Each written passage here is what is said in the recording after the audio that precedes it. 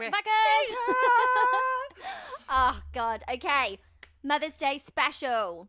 All about mummies, dead mums, alive mums, us mums. All the fucking mums. All the mummies. All the mums.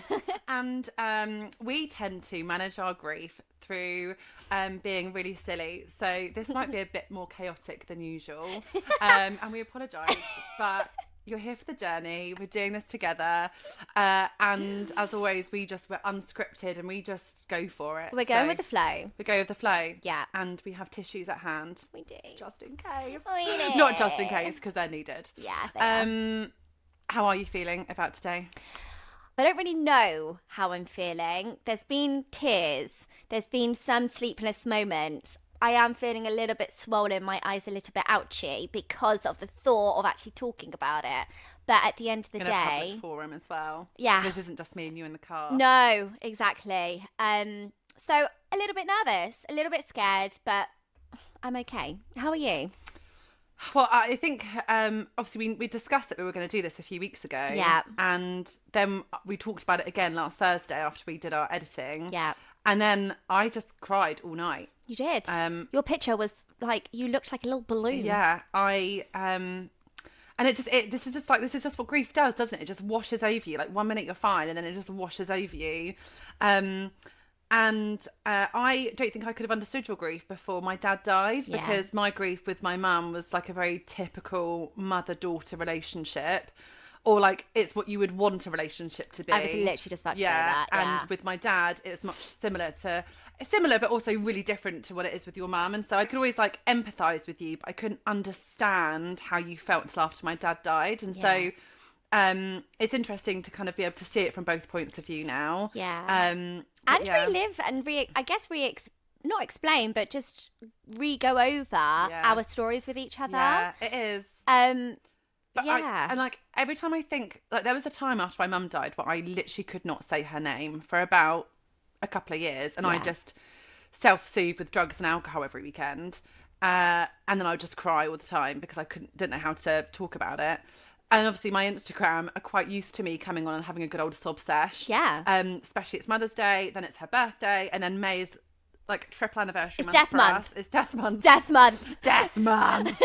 I called it that this morning. It's like death month. Death month. Death month for mothers. Oh my God. There we go. And yeah, so like the next few months bring up a lot, and I don't know, I'm really good now at knowing how I feel, crying, and then compartmentalising and moving on. Yeah. Otherwise I just can't get anything done, and then all of a sudden a week has now passed. Here. I love talking about my mum. I love a good cry. Yes. And I do boo my way through a lot of things, and that's okay. It's okay. It is okay. Let's lighten the tone. Yeah, like chill the fuck out already. I know. Oh my God. Jesus. Breathe. Okay. So all of the themes of today are Mother's Day related because this is our Mother's Day special. Am I the arsehole? It's Mother's Day related. Ready? I'm a 32-year-old mum with 2 kids, 5 and 2. Oh, girl. My husband is 35. For weeks, he kept saying how excited he was to make Mother's Day special for me because the past few years, I've basically planned everything myself. Relatable. So Saturday night, the night before Mother's Day, he tells me, don't make any plans tomorrow. I've organised everything. Oh, thank you. I go to bed, actually excited. Sunday morning comes. The kids wake up. I'm up with them as usual, making breakfast while he's asleep. Around 9 a.m, he wakes up and says we need to leave by 10 because he's booked brunch. I'm thinking, finally, this man has done something thoughtful.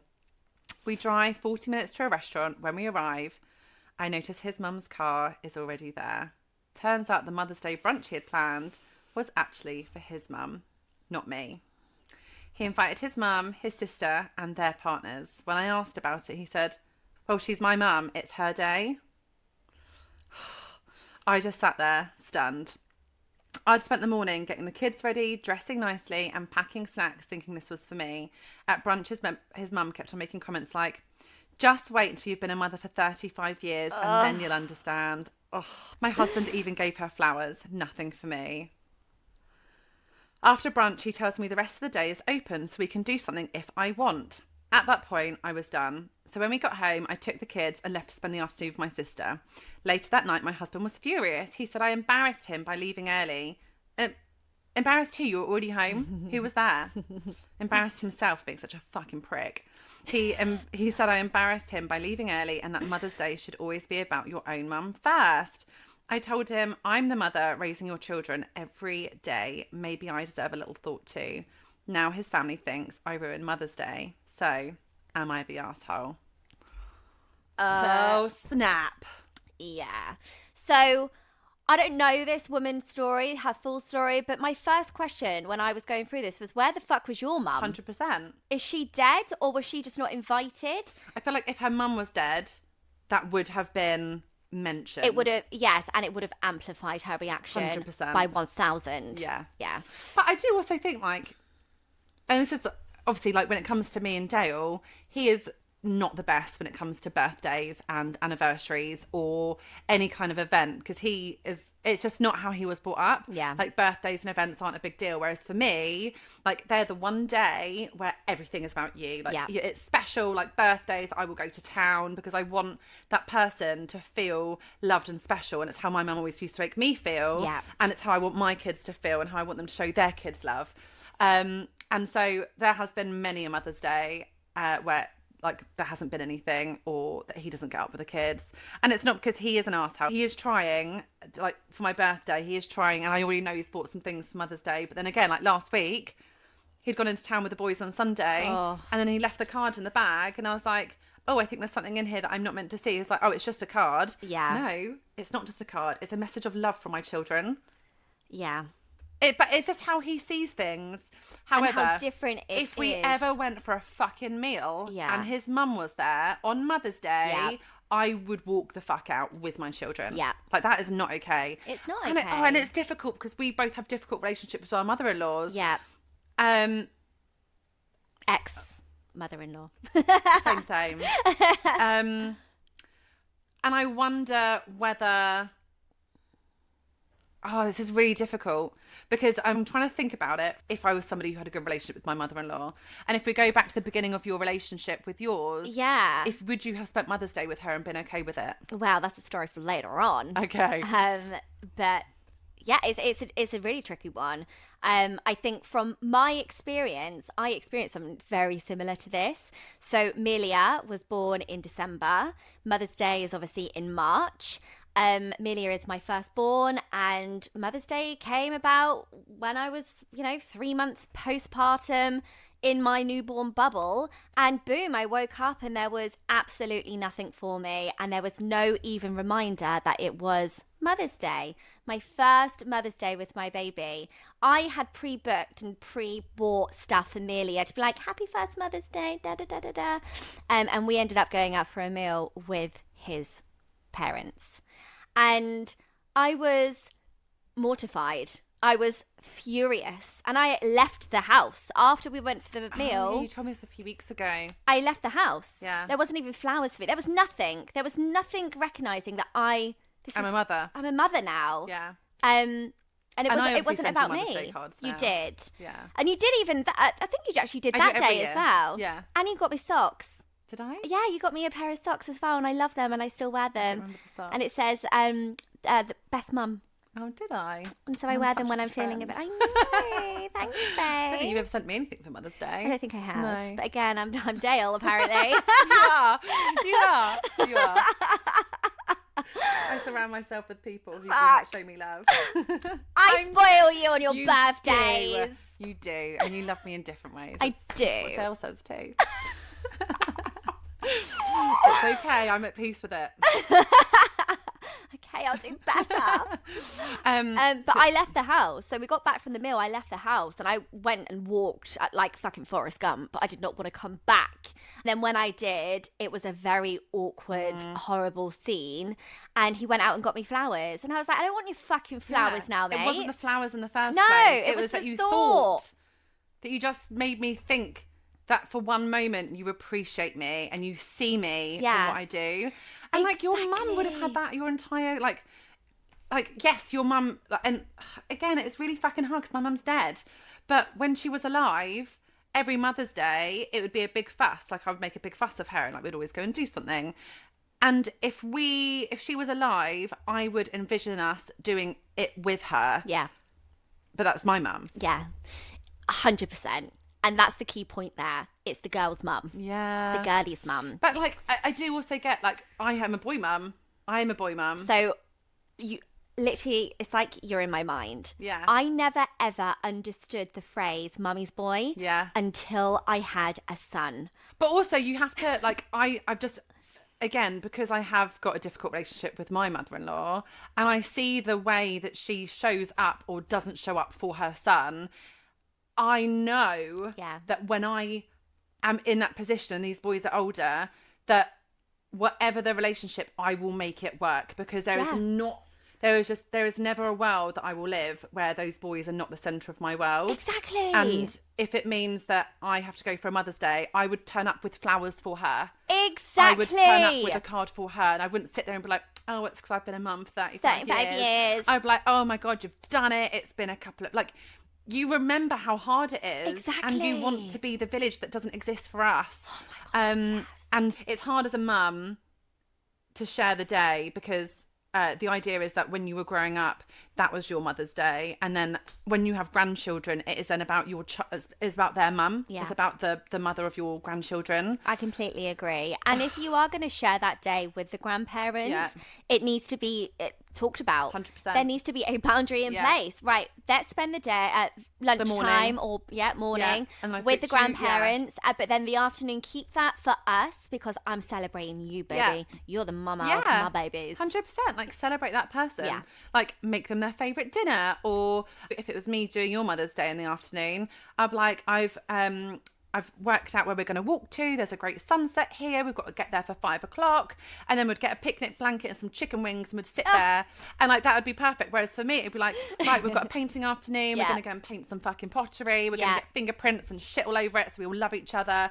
You can have both. But I do think how the mother-in-law or the grandparent on that day, how they are engaging, is whether the daughter-in-law is the arsehole or not. Because 100%. if they are engaging and they're, I love you, well done, you're incredible, because like, they've had their years, they've had 35, as they so rightly pointed out.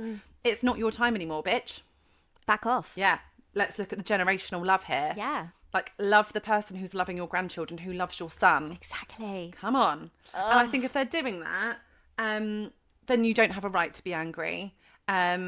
Again, as long as like you're set up for it and you know what's happening. But like, he led her down a garden path for this. It's like, oh, it's a really gorgeous day. Blindsided. So yeah, is she the arsehole? No. Is he the arsehole? A bit. Is the mum is the grandma the arsehole? Yeah. Yeah, she's definitely the arsehole. Right, let's move on. Yes. She's not the arsehole. Is not the arsehole. I want to know a funny story, a cute memory, a wholesome memory, whatever it is. Give it to me with you and your mum. Oh God, we have so many memories. Aww. Like my mum, she was a sun worshipper, and she just had to think about the sun, and she was so tanned, like you. My God, I know, and like Freddie that. tans really well, and like I like, for someone who's fair, I tan quite well. But yeah, she loved the sun. And there's two that I've got. Okay. One makes me sound really bougie, but I'm not. You are the bougiest person I know. So when we were in Africa, when we were in Africa, so when I was 8, we'd gone on our first safari to Africa, and we were at this. I'm not bougie, by the way. Was it Africa? No, it wasn't. It was the year after in India. So we were in Sri Lanka on our second safari. No, sorry, it was actually Sri Lanka. So we were in Sri Lanka on our second safari. I was 9. My brother was 12. And we were staying at this all-inclusive resort. And on the beach was our own resident elephant called Nana. And we used to go and watch the elephant with like the mammoths who used to like look after the elephant, and we would go and ride on the elephant. My mum, her favourite animals were elephants, and like we went and stayed in an elephant sanctuary. Like honestly, the holidays that I had that I need to give my children are ridiculous. And so this one morning we were in the... I want to ride an elephant. Well, they're really hairy. Like, Are imagine they? like leg stubble. Okay. But really thick, long hairs. Thick? Really thick. But you can't really see it on them. It doesn't look like they have hair. They But just look like leather. yeah, but I mean, it feels like leather, but hairy leather. Hairy leather? Yeah. But like this place in Sri Lanka was amazing. It was on the beach and I have such... Like, I can remember it, and I've got pictures. My mum and I were wearing matching dungarees, like safari style, ready for our safari. And this one morning, she was stealing bananas. I mean, it wasn't really stealing because it's all inclusive. So we were at the all inclusive breakfast. Like, she'd be putting bananas in like her beach bag. I thought you went stealing from the elephant, and I was like, poor Nana. Just plucking the fucking hairs. Yeah. Gonna take these home. Do you remember Stars in Their Eyes? Yes. And the host, Matthew Kelly? Yes. Well, he was staying at the hotel and he caught my mum nicking these bananas. And then so we get like this deal that like he wouldn't tell if she didn't tell. And she was like, well, it's not really stealing because I have paid for all inclusive. And then we'd take them and go and feed them to the elephant. Aww. So that's one, like we had the most magical holidays. I love that. It was like amazing. And we just... I think back, I'm like, how the fuck did she afford it? Yeah. Like, she was a midwife and she had multiple income streams because she was also a photographer and a reflexologist and a Reiki healer and blah, blah, blah, blah, blah, blah, blah, blah. Okay. And she just never fucking stopped. Obviously, the apple does not fall far from the tree. Exactly. And as I get older, I'm feeling myself being more and more similar to her, which is a nice thing because I really admire her. But she, I don't know, like how. Like, I was looking at taking Del on a safari to South Africa for like 4 nights in October this year, and it was £12,000 For 4 nights? for 4 nights. Just you two, No, or and all the of kids you? outside of term. Whereas we were going in the summer holidays, and we did 2 weeks in Sri Lanka, and then we flew to the Maldives for a week and scuba dived. Oh my God. So 3 weeks, and like we're obviously talking like 20 odd years ago, but still, like, it would have been relative, would it not? Like, she still had a mortgage to pay. Yeah. Like, Kids to feed. What year was this? This is 2000. So this was a few years before, like, the big crash. But it still would have been, like, she still had to work. I honestly, I've no idea how she... I try and think now, I'm like, fuck, how did she ever afford There's that? only one logical answer to this. She was a stripper. She was a fucking stripper. I knew it, Jill. You're fucking stripping for tips. She had a great rack as I well. actually used to give her private classes. Okay, I'm sorry to break this to you, but that girl, she could shake when her you were 8. ass when I was 8. Yeah, okay, Yeah. all right.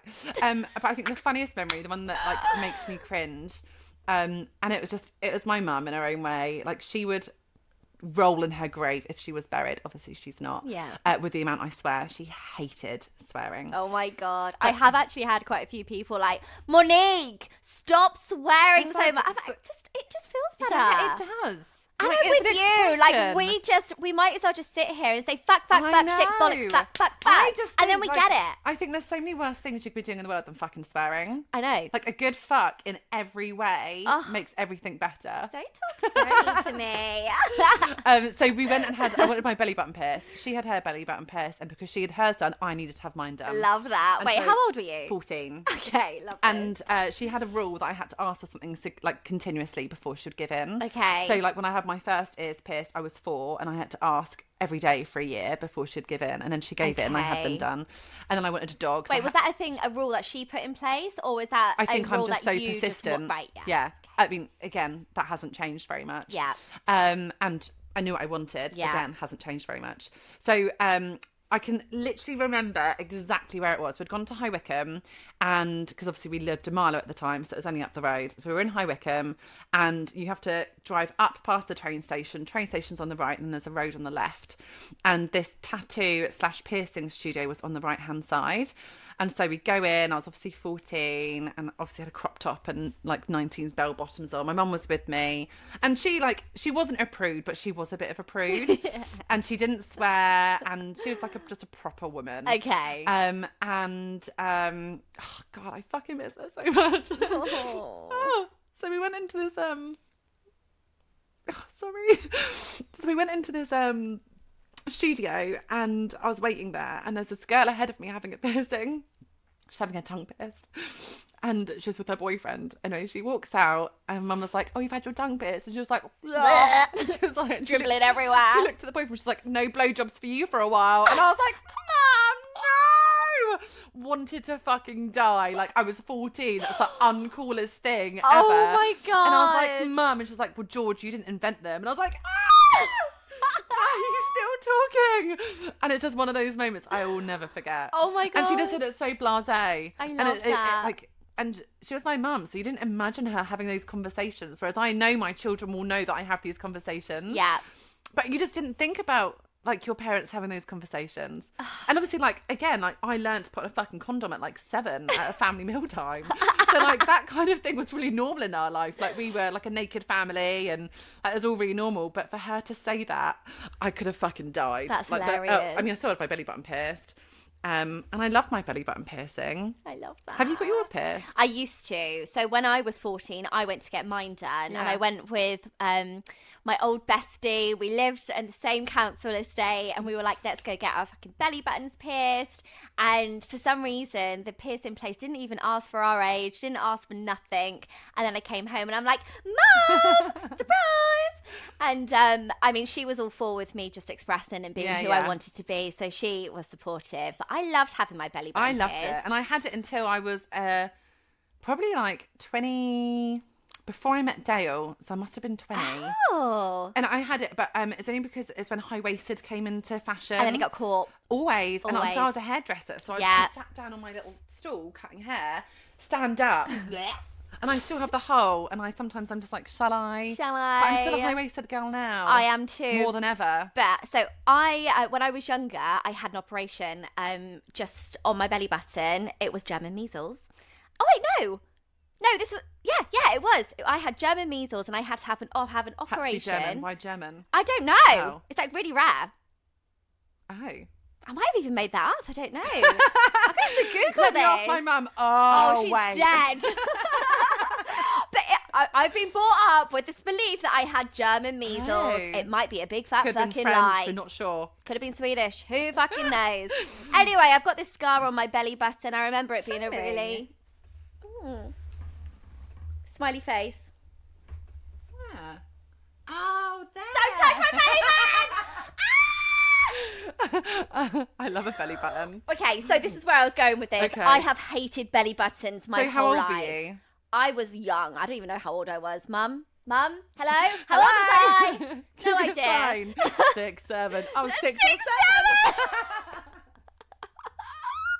No idea. Again, I might have made it up, but I've got a scar, okay? I might have It made could up have the been whole like story. you know that phase we all went through at school, like where you would heat up the lighter and burn your hand. I've still got a scar on my hand from it somewhere. Yeah, like the smiley face. Maybe you just did that. But with a really On my skinny- belly button. Yeah, obviously. And then I traumatized myself for the rest of my life. And then used to have nightmares about me literally being in this like dungeon environment, being pinned onto a flat bed and a big needle on the roof, and then it falling and landing in my belly button. This wasn't actually like. This never happened. Oh this no, was just... no, of course not. 'Cause that would be actual torture. Because I would be dead. Yeah, like, that's not. No, don't worry. It didn't happen. That's not okay. Are you okay? Are you okay? I'm okay. But this was a reoccurring nightmare that I had for years. If and only we had ChatGPT then, you could have asked him. I know. So young Bob. Maybe you could ask him now to Maybe, reflect. yeah. What does this nightmare mean? Why am I terrified of belly And buttons? it would be something like, oh, it's because that's what the connection to your mum was. Yeah! And it was so fractured. Anyway, I hate belly buttons, I and this love 'em. dream just reinforced all of my beliefs around just how gross belly So then you were buttons like, were. what I'm going to do is I'm going to have someone ram a needle. And then it will protect my belly button, so Right. then nothing would go inside of my belly button. Right. But what I didn't actually think of is the fact that the diamondy bit touches your fucking belly button. Yeah, and so also then if it's loose, it touches the bottom. exactly, and I've got an innie outie, so it touched the outie bit. So when I got it done, when I tell you I couldn't sit down for weeks, I literally like, like the feeling, the sensation of it touching my back. I could have Have you got passed your tongue out. pierced? I used to have my tongue pierced Yeah, when I I was could 16. see you with a tongue piercing. It was My mum, I great. wasn't allowed to. What? No. I had loads of piercings. No, my mum was like, She was like, only slags get their tongue pierced, George. And like a couple of... She's not wrong. Yeah, she would hate you. She would love me. I'm an adult now. It's okay, Mum. I can make these big girl decisions. And But that's what I was like when I got mine done. It's because everyone used to like. ballooned I used to love the sound it'd make on your teeth, and like all but that's why my teeth have chipped. Yeah, well, all of my friends at school, like looking back now, they were probably similar to, you know, the upbringing that you had. They all had their tongues pierced, and they were all my close friends, and I wanted my tongue pierced. And Mum was like, George, no, you can't have it done. Only slags have their tongue pierced. Fucking slags. Come on, Jill. Come on. I think it must have been like, again, like her lived experience of all these teenage mums who all had their tongues pierced. She and was children. stereotypically. She was like, get your tongue pierced, you're going to get pregnant. Okay. And I was like, well, Mum, no, because the penis is in my mouth, not in my fanny. Let's get your facts right. Yeah. Hey, Come on, Jill, I thought you knew. Fucking hell. Okay, so tell me your story. Okay, so, God, I've got a wholesome one, actually. Okay. So, it's like a family saying. I don't know where it originated from. I don't know where it came from. I don't know. But whenever we used to go outside, my mum would used to just say, "Are we walking?" So now, whenever I go on a hike or I take the kids out or anything, I go, "Are we walking?" Just in a silly little voice. And it's just that little memory, that little saying that brings me back to my mum. And I didn't have many happy memories with my mum, but that little saying. Well, you probably did. Like there will be there, but I do think that when there's like, it's the same with anything. Like when there's a trauma attachment to it, yeah, and so much stuff that's unresolved, it's really hard to pick out the good memories. It really is. But with every other situation, I always forget the bad and only remember the good. But I do struggle with that with my mum. But there is another really wholesome moment that I will never forget. I caught my mum's gaze at me. I was young. I must have been about 10. No, older than that. 13, 14, I reckon. And I was in my room. I had mirrors on the wall. And I've always been a dancer. So I was in the room just letting it loose. I was being a little ballerina / shaking my butt. Like, I was doing everything. There was no genre at all. We were just going for it. We were going for it. And the music was loud. And I was just in my bubble. And I loved it. And it always used to empower me. And I remember spinning around and looking at the stairs. And my mum was standing there. And she was watching me. And she was like, "I love you, baby." And like, at the time, you don't really think of anything of it. But like, you know, when you just catch your kids doing something really cute and you just look at them and like the feeling of feeling so overwhelmed. And so that's a really lovely memory. That is. Like you can just go back and go, "Oh my God," like she stood and admired me. She loved you. Yeah. And then, I mean, I do that with my kids all the time. I know, I do too. And I just stand there and I just watch them and I'm like, "God, you're amazing. I love you so much." Oh, God. Oh my God. And I think like obviously like with your mum, the grief that you have, I mean, it's similar to my dad, but very different. Like my upbringing was still like my mum was the matriarch of our house. But there were tensions between my mum and my dad, and my mum and I were so close that she would tell me things that you should not have told a child because we were friends. Well, we weren't friends. She was my mum. And she even said, like, when she was dying, she was like, "I never should have shared as much as I did." And I know she regretted it a lot. And so, like, when she wrote us cards after she died, she said, "You need to forgive your dad. It was never your fight." But, again, like, the man that I had after my mum died was not my dad. Yeah. Before he died, like, the kind of, like, 9 years that we didn't really speak... obviously I had kids and all that other stuff happened. I could not pick out a nice memory of my dad. It's almost like they had just been wiped from my memory. And then obviously he dies, and then all of a sudden I'm saying things about my dad that I had never said before. So like, if you're sat on the toilet and you can't poo and you need help getting your poo out, you just eat little bits of toilet roll. And so I haven't said that for years, but then Dale reminded me of that. And I've told Freddie to do that. Or like when you're going scuba diving. We do not recommend eating toilet roll, by the way. Only if it's a decent one, and not one with a scent, because it doesn't taste great. And we're not talking about eating the whole roll. We're talking like one square and like little peppers. It just helps like your body go, "Oh, there's food coming in. let's exit. What the fuck? Or like when we used to go like diving or like snorkeling, my dad used to love it, and he always used to come in with us and help us with like getting our air pressure all sorted. And he was like, we were taught that you should always wee the second you hit water to warm up your suit. Oh right, okay, yeah. Yeah. Because obviously, like you're in cold water, and so he used to call it pussycatting. So you would sit in the. So if you look around in the pool, my mum and dad were doing that. It's because they were weeing, and it's almost like just avoid this area. And so that's what I now do with my kids. It's like when you get in the pool and you're cold, you go for a wee and you pussycat. And that's just like how it's just one of those things. And like again at the funeral, there were so many like really lovely, wholesome memories that I had completely forgotten about. Yeah. And then I think the grief kind of hits you again because you're like, well, why couldn't that have carried on? Yeah. And like my dad loved children. Like he was always so good with kids. So it's like, why the fuck weren't you present for mine? And then you end up having like this to and from, don't you? And obviously then there's been another recent update or a recent awakening with my dad. And it's just helped to reaffirm that actually I was right in my gut, and those memories can still be memories and they can still be wholesome and lovely parts of my childhood, but that doesn't take away from what happened to me as an adult. Yeah. But it's a fucking process. Whereas like with my mum, it's always just been like love. And of course she was my fucking mum. And so again, I rose tint glasses things all the time. And I think about like how great she would have been with my kids, but then also she would have been a fucking pain in my dick. She would have been. Yeah, she was a midwife. She was a breastfeeding consultant. Yeah. She was an expert and everything. And so she would have been like, you're doing it wrong. And I'd be like, just fuck off and give me a break. I know that would have happened. Yeah. But I don't have to pretend that. I can just pretend she would have been perfect. Yeah.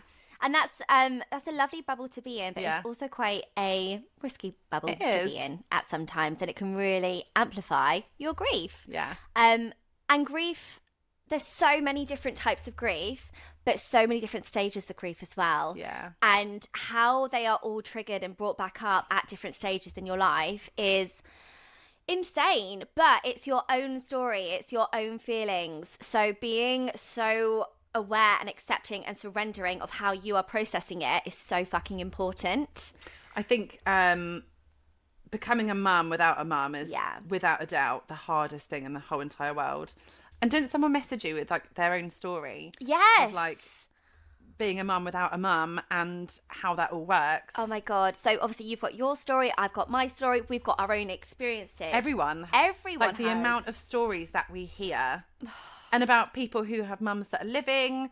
And I think after my mum died, like the first couple of years after she died, I could not hear any other people's stories about their mum. No. Because I was like, especially if they were moaning about them, I'm like, how fucking dare you? Yeah. Whereas now... Do you know how lucky you are? Yeah, I know. And like, they are still lucky. And like, if your parents are alive, you are fucking lucky. However, it does not mean that they are not infuriating and fucking annoying. Yeah. And we will be the same to our kids.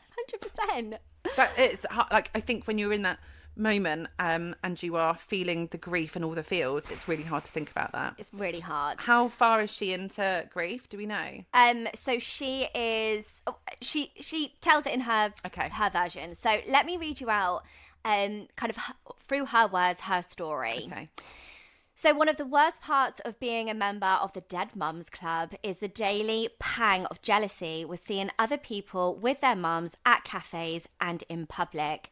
But even more so when friends stop inviting you out because you haven't got the on-tap babysitter that they have for their children and end up feeling like more of a burden than anything. God, that's so relatable. Some of my friends click their fingers and their mums come running to help them with open arms, and it just sucks because they can't see how lucky or privileged they are to be able to have that assurance that someone will be able to help almost instantly. I have a mother-in-law who helps occasionally, but it's very much on her terms. Most of the time when I have, very rarely, asked for help, it's fallen on deaf ears and I've felt like I'm begging for scraps. God, I feel that to my core. Although I never actually knew my own mum because she took her own life when I was only a few days old. Shit. I just know that she would have loved her grandchildren unconditionally and would have been there for me within minutes if I had made that call. Bah! It's frustrating to see friends going on girly weekends without their kids and constant date nights with their husbands or partners when we are lucky to even get 2 date nights in a year for one of our birthdays. Being a member of the Dead Mum Club is unfortunately means constant grieving. Not only the mother we have been missing every day, but also the grandparent that we need for our village. Ugh. And having to navigate day-to-day life without them when you have no other option means sacrificing so much of your own lives for our children. Yeah. Jesus. And it's fucking shit because obviously you don't have children for someone else to look after them, but the fucking village is so true. And I think what, like, being Dead Mums Club is shit, but having a dead mum when you have kids, it's just fucking, like, there are so many moments and then you grieve so many times over, because my mum, I know that she would have been that person, she would have been that grandparent, and I feel so much guilt that my kids don't have a grandparent. And obviously we do have options, but those options for me aren't good enough.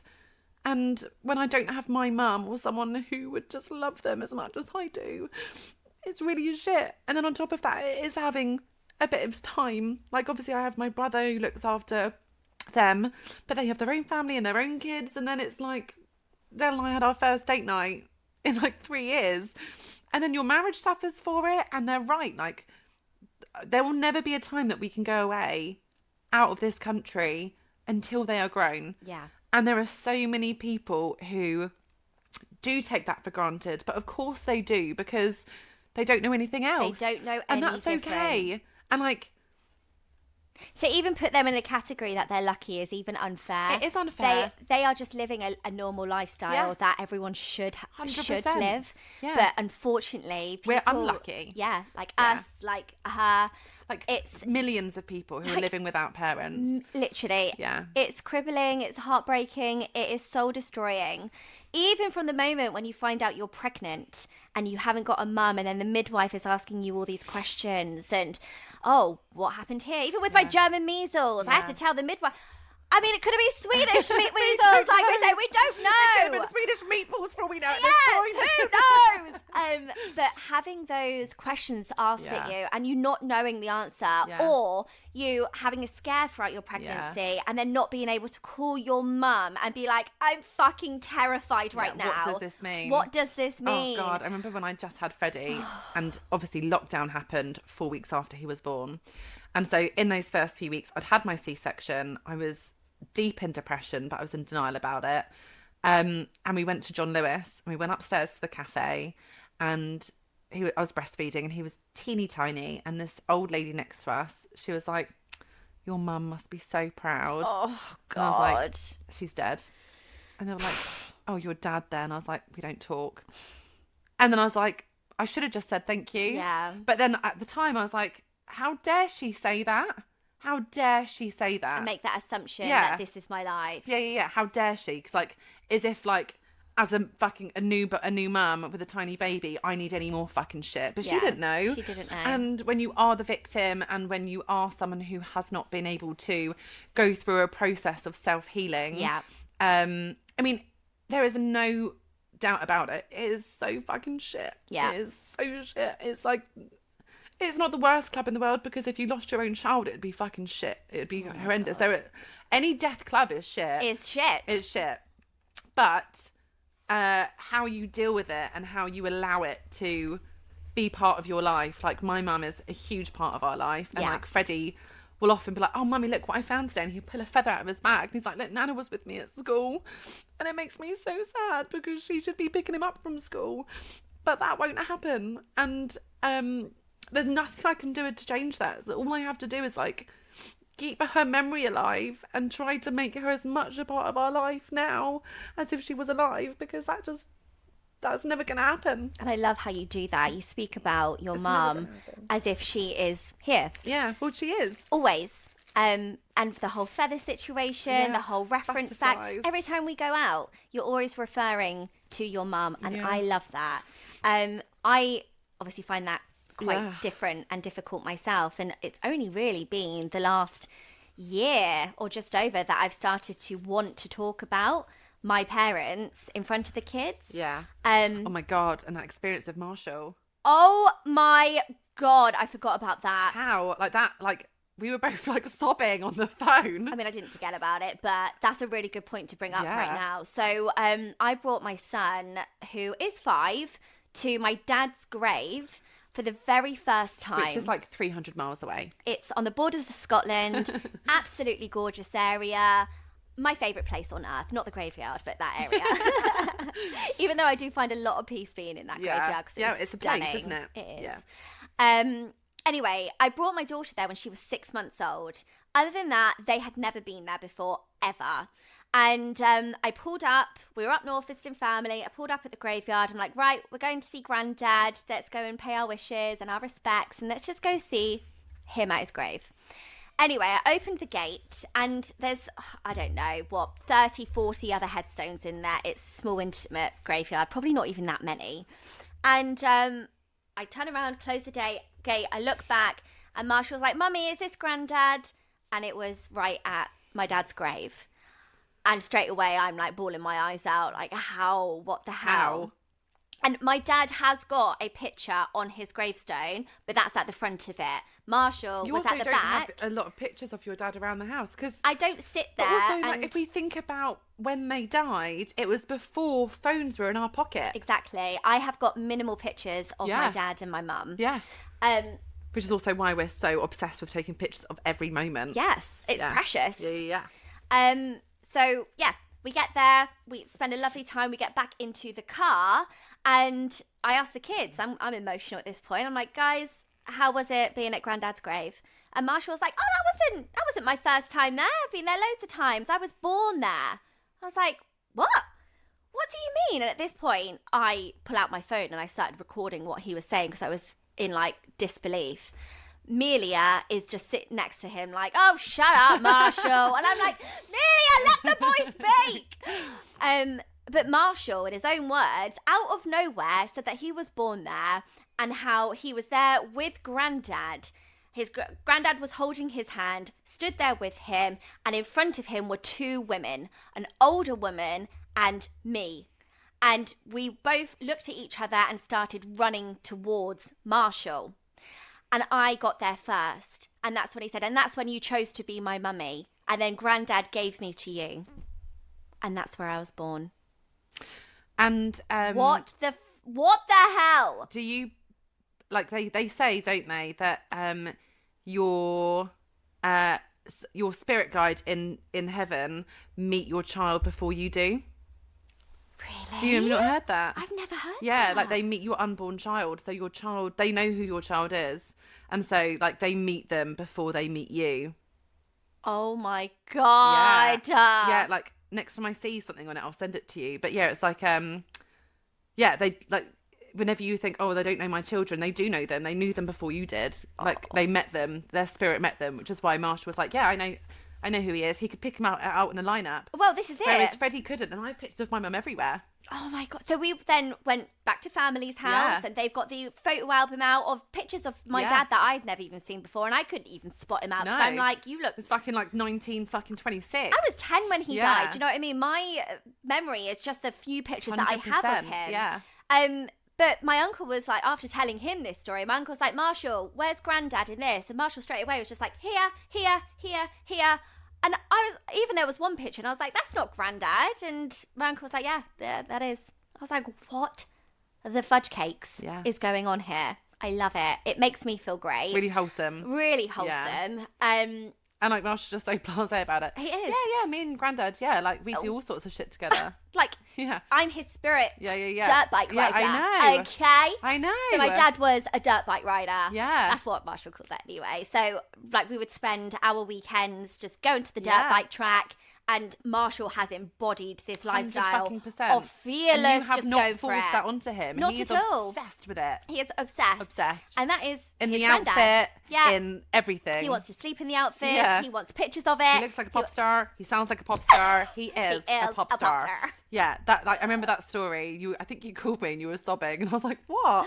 And you told me, and I was like, "I don't fucking believe this happened." I know, and I listen back on the recording now because Yeah. I don't believe that he actually It feels said like that. an out of body experience. It really did. Yeah. It was unbelievable. They're the things that you like. You know, when you're like, "Just send me a sign." Yeah. I mean. That's a Like, sign. I ask my mum all the time to fucking send me signs, and I get a fucking feather. Why have I not had this deep awakening? Hopefully, when Reese is like able to communicate clearly, he's like, "Yeah, Nana, yeah, I saw her last week." Yeah, like that's what you need. I'm like, where the fuck are you, bitch? Like, be in my house, like haunt me. Yes! I need you to haunt me. And actually, Nats, so like me and Nats are both really spiritual. Nats is my sister-in-law, and she and my mum were really close, and my brother is he doesn't believe in the spirit world. He sees things in black and white, clear, like it's black and white. Whereas I'm like multicolored puzzles and rainbows and stars. And I'm not like an affirmations or a manifesting kind of person. I know you are, but I'm not, and I really don't believe in that. But I really believe that everything happens for a reason, and that like her spirit is there. And Nat's happened. There's been quite a few things that have happened. So the night that my dad died. Oh yes. Yeah, the night that my dad died. So it was on Boxing Day. They'd seen him in the morning. Then Boxing Day had happened. He'd gone to my godmum's, and then Ed and Nats had gone home, and they were coming here on that day on the 27th. Me and you were talking about my dad, strangely, on Boxing Day in the evening. Yeah. And then Nats had an awakening at 4:11 a.m., which is an angel calling. And we think that's when my dad died, at 4:11 a.m. on the 27th of December. And there's been other few moments like where the TV has turned on in the middle of the night, again at an angel calling time, and like the remote's on the side. And I'm like, well, why don't I fucking get them? And so like when Freddie's like, "Oh, mummy, are ghosts real?" Dale's like, "Nah, they're not." And I'm like, well, let's not rule it out. yeah. Okay? I'm like, well, no one's seen them and no one hasn't. He was like, that's because they're not real. I'm like, okay, well, no one has seen X, Y, and Z, but it doesn't mean it's not real. I'm like, Freddie, you believe whatever the fuck you want. But, you know, we're not your typical religious people, No. but we are very spiritual. And for me, I have a huge belief in I am my own goddess. I am my own god. All of my answers lives inside of within me. you. Yep. I just need to have certain awakenings for them to be released. And that's what I promote to the children. Yeah. But they are obviously in school at the moment, so they're exposed to lots of different Are they religions. in a Christian school? No. But there was this one occasion where one particular week they had lots of different mums of the kids come in to talk about their religions. Oh. And so Melia came home and she told me about this and what religion that she had learnt about that day, blah, blah, blah. Anyway, the next day I went and I spoke to her teacher and I was like, can I come in? I don't have a religion, but I am very spiritual and I believe in self-worth, self-love and self-goddess/God inside of you. And I'd love to put together a presentation and just talk about that to the children for them to consider as well. And she said no. She said, no, it's not seen or classed as a religion and this is religious studies. So no. I was like, can it be just a random day then? That's it's a tricky tough, one. Isn't it? Yeah. It is, yeah. But that's what I say to the children. But I say at the end of the day, if you do have a belief in a religion and that speaks to you, roll with it, run with I say it. to the kids as well. I'm Yeah. like, if you want to do more church stuff, we can go to church. Yeah. Like, you tell me what you want to do. Like, they're not christened. I am christened. I think that's more for the piss up. And if we were going to christen the kids, it was only for the after party. Yeah. And then we thought that's probably not the right reason to do it. So we didn't. Okay. My dad was, my mum wasn't. No. I was not. But I remember there being like questions that I should have been and my dad wanted me to be. He went a long time ago. I think so everyone I don't know. just gets to follow their own path, and you shouldn't be forced into a category. Like, if it talks to you, it talks to you, and if it doesn't, it doesn't, and that's okay. And I said to you the other week that I think that that you, like, your spirit guides who are watching you, they will believe and see what you allow them to see. So, like, what your truth is.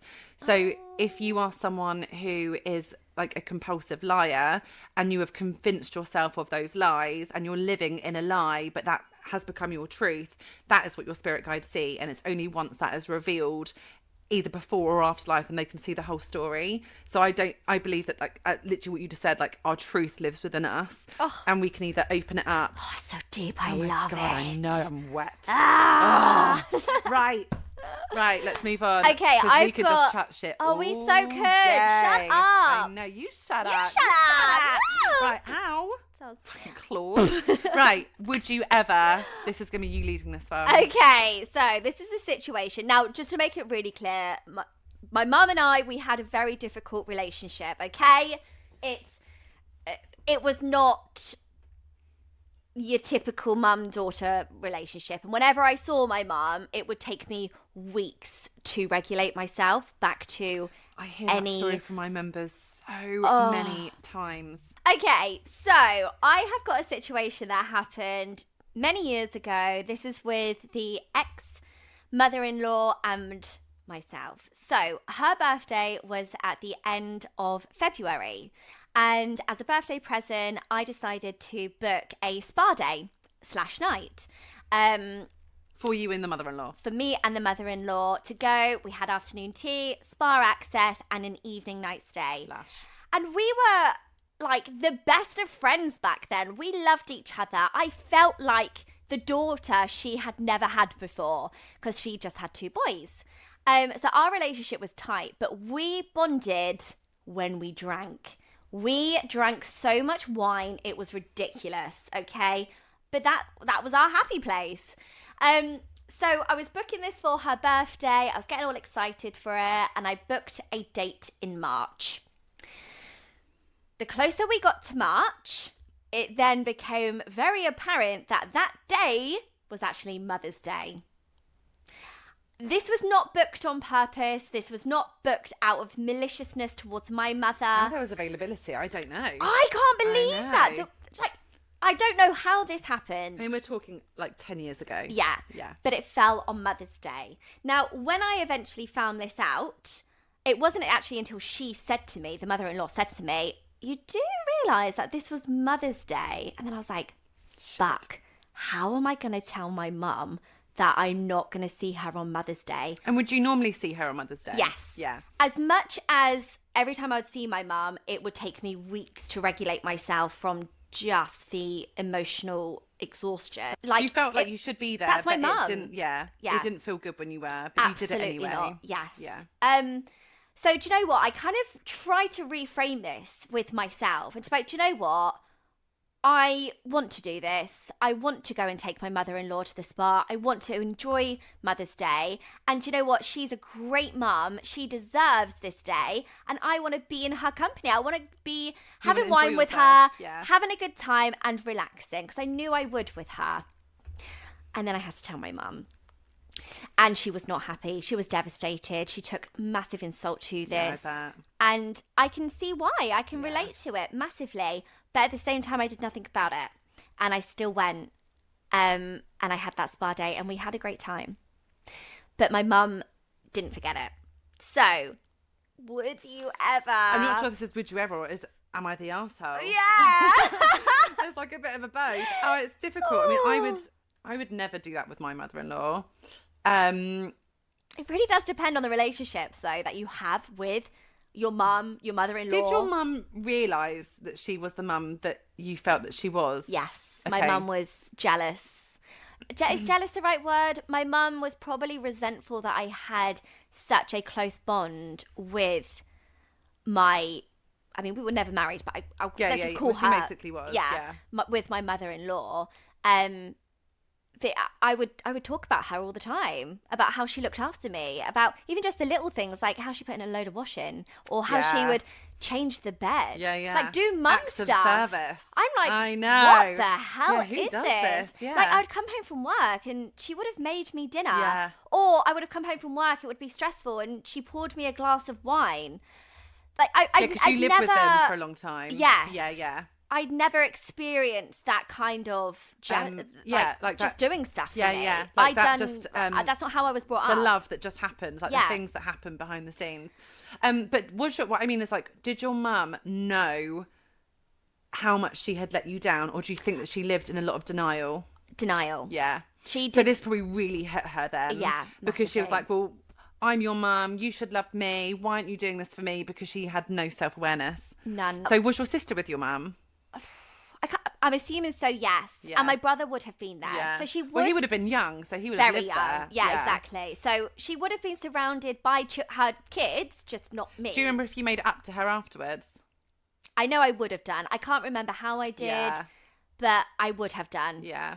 I think my mum didn't like going out though, so she wouldn't have gone with you. No. I was about to say, like, what I think would or should have been done in that situation, and what I would do had I got a good relationship with my mother-in-law, is I would have had her and my mum there.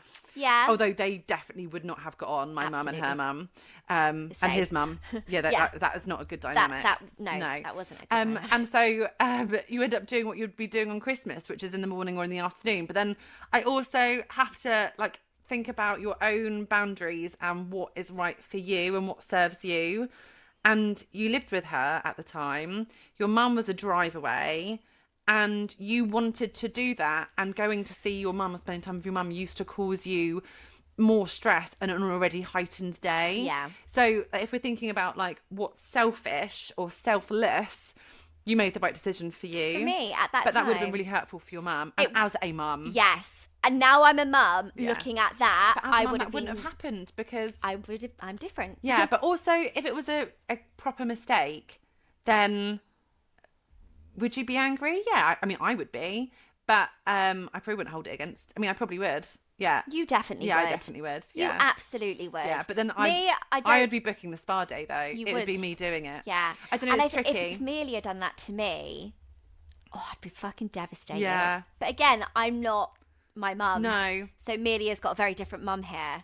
And I'm sure there are many people who would do that. Yeah. Because of different difficult relationships. It is just protecting your peace. And some people, even back then, Monique, that's so selfish. You have to drop everything. That's your mum. You should have respect. Yeah. You can't do this to your mum. And then I'm like, no, actually, works two ways. I'm at peace with my decision now. Yeah. I had a great time. Yeah. I enjoyed a Mother's Day with a woman who I believed just deserved so much because she was a great mum. And I loved her. I also loved my mum, obviously. Just in a different way. Just in a very different way. And I think it's so important to protect your peace with toxic relationships. Yes. Whether that is blood or not blood, and Mother's Day or any kind of day, like Mother's Day, Easter, like a day with expectation, it already adds an additional layer, especially if you are the one who feels let down by that relationship.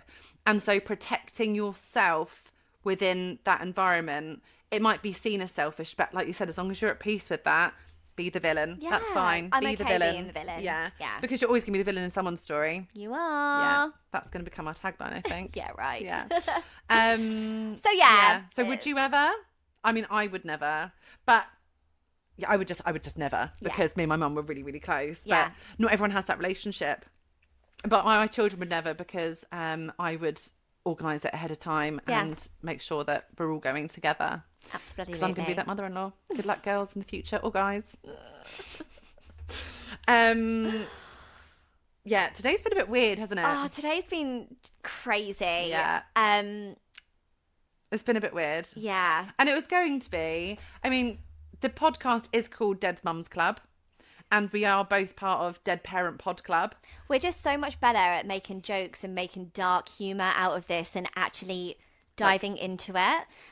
Because the reality of grieving for a parent or a loved one, ugly. It's ugly, exactly, and it's really fucking hard. And when you actually go deep into it, it's exhausting. God, I don't know about you. That has been that feels a lot. It feels like it's been like obviously completely different energy to our normal chats or podcasts. Yeah, really not unusual chats, because like usually we chat for a much longer period of time, and so we go on a whole roller coaster. But I'm fucking exhausted. I'm tired.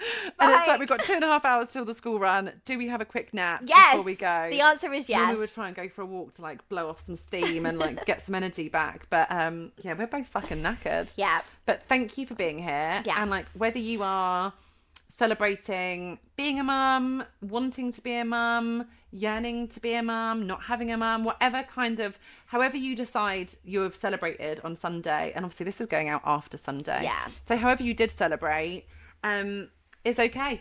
And like, you've just got to do what you've got to do. Grief shows up in so many different ways.